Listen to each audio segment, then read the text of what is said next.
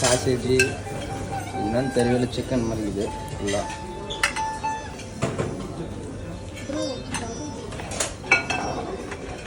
Tea இத்தனையும் சாப்பிட்டு பத்துக்கு தரும் இல்லையா டூர் போகாமல் தெரியலையா? என்ன தெரியல, ஜூஸுங்களா? சாம்பார், தோசை, சேமியா பிடிக்காது உங்களுக்கு, பப்ஸு, இது என்னென்னு காரமணியா என்னென்னு தெரியல, தக்காளி இதெல்லாம் செட்டாக.